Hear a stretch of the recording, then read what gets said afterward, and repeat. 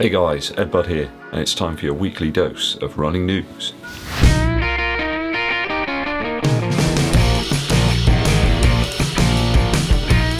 Lots of stories to get through today guys, so let's get to it. But just before that, a quick message from our sponsors. Not really, it's just from me.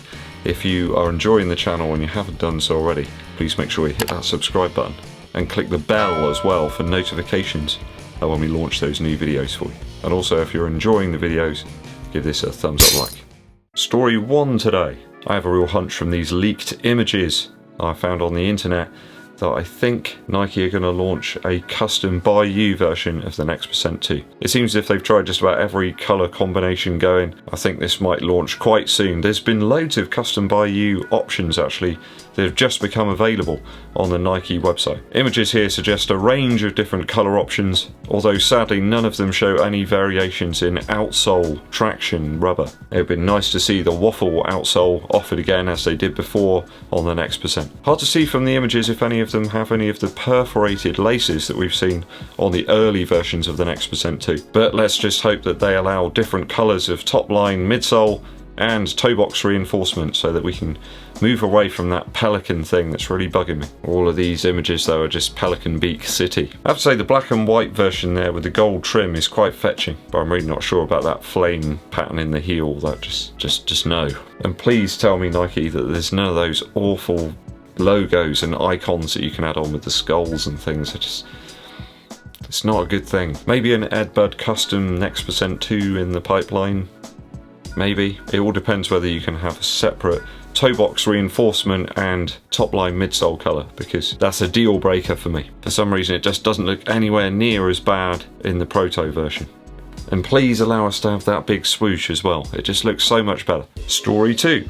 Racing green, a phrase about as British as you're going to get. I think I've owned an amplifier in fact that was in racing green, and now I could own a running shoe that's in that same colourway. Classic aesthetic. Atreyu have launched a few new colourways of their base model shoe. There's some striking new versions here, I think you'll agree. There's the All Things Must Pass, which is in white with a red midsole and green laces. We got the standard greens in racing green and with a beige midsole. The Keep Going edition is fetching too, in that grey Luke Skywalker bantha milk and red laces. I added in the last bit about the blue because that's what it looks like to me. I'm really keen to try something out from this company actually. They keep knocking out some really nice looking shoes. That racing green one certainly does things in the mind.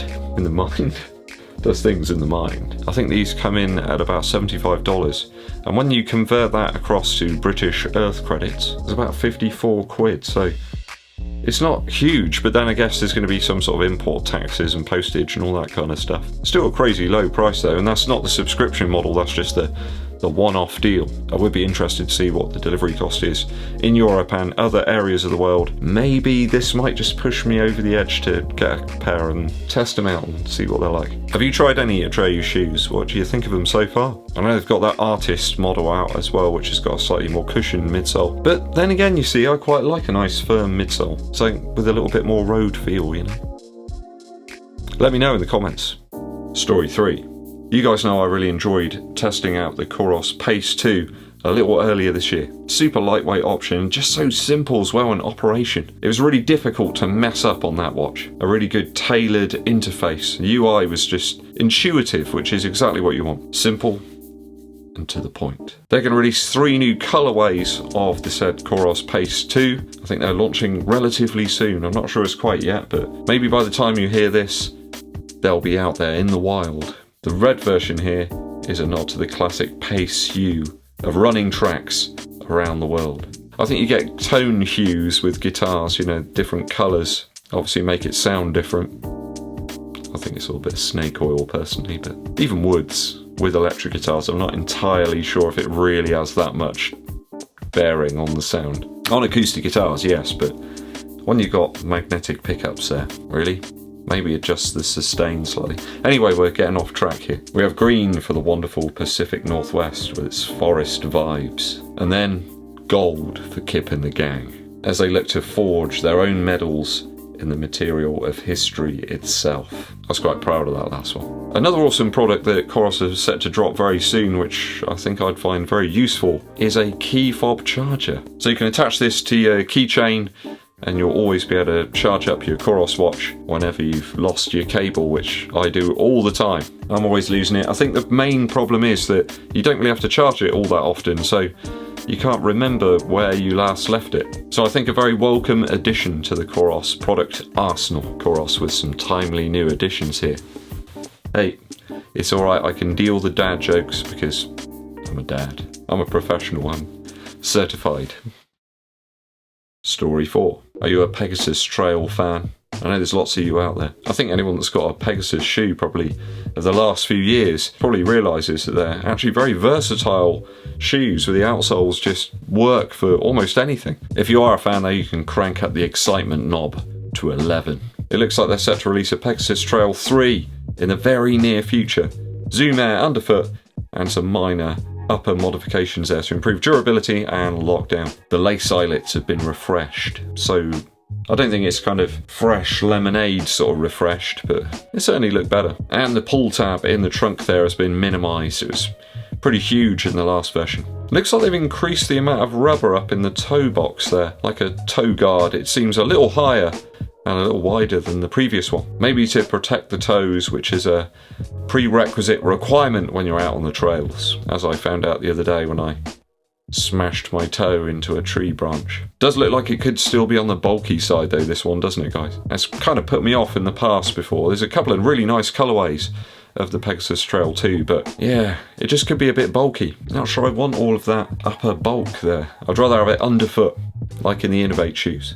I believe the Pegasus Trail 3 will launch in June of this year, so you haven't got long to wait. In fairness, they could have released it at the start of May and sold loads of them, because it's been absolutely horrific here in terms of weather. We see yet more upper refreshes only on Nike shoes and them sticking with the same midsoles for a couple of years, which is the typical sort of situation. But the uppers are only getting bigger and more bulky. Roll on the street fly, that's all I've got to say. Let me know your thoughts and opinions on the news stories today down in the comments, guys. And also, if you've got any good stories I can include in next week's running news, please let me know in the email that's in the description. I'd be most appreciative. A quick musical interlude for you today. An often forgotten breakbeat artist from the 90s is Danny Breaks. Don't see the name appear all that often really, but in terms of craft and sound and production quality, absolutely fantastic. I've been listening to Danny Breaks' Voltron series, which is like a dip I suppose into the vault of music that Danny Breaks created over the course of many years. There were some fantastic releases on the Drop in Science label over the course of it must have been about 10 years. Really cool tracks to check out are Bristol and Do It, and also a track called Volume 2, which is an Easy Rollers remix of the track. Production on that's superb. Really nice crisp beats. This is a very different sort of drum and bass, I suppose, or jungle at the time. Less aggressive and a little more subtlety in there. So do check some stuff out from Danny Breaks, some of the stuff on the Drop in Science label. It really is worth it. Okay, thanks for tuning in today, guys, for the running news. Hope you enjoyed the show. If you haven't done so already, hit that subscribe button and click the bell below for notifications when we launch those new videos. And it really helps the channel out if you give this video a thumbs up like and share this video with your running buddies. My name's EDDBUD, and I'll be seeing you